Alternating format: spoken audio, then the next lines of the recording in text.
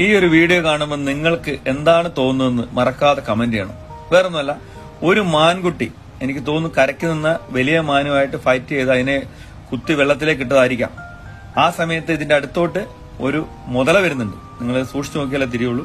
അതിന്റെ കാലേ വന്ന് കടിക്കുന്നുണ്ട്. പക്ഷെ ഭാഗ്യവശാൽ അതിന് കടി കിട്ടിയിട്ടില്ല.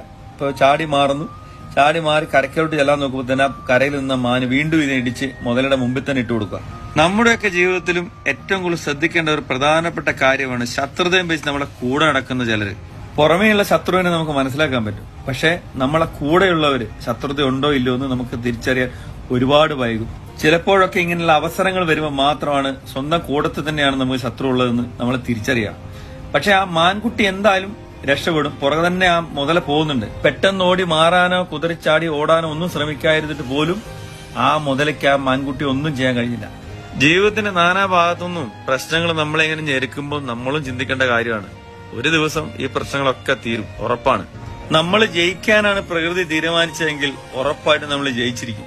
അതിനൊരു യാതൊരു സംശയം വേണ്ടെന്നുള്ളതാണ് പല വീഡിയോകളും നമ്മൾ കണ്ടത്. ഒരുപാട് ബുദ്ധിമുട്ടുകളും പ്രശ്നങ്ങളൊക്കെ ആയിട്ട് ജീവിക്കുന്ന ഒരുപാട് മനുഷ്യർക്ക് ഇതൊരു പ്രചോദനമാവട്ടെ. നിങ്ങളുടെ പ്രശ്നങ്ങളൊക്കെ ഈ മുതലേ പോലെ തിരിച്ചു പോകട്ടെ. ഈ മാൻകുട്ടിയെ പോലെ നിങ്ങളും രക്ഷപ്പെടട്ടെ. എല്ലാവർക്കും ഹാപ്പി ലൈഫ്.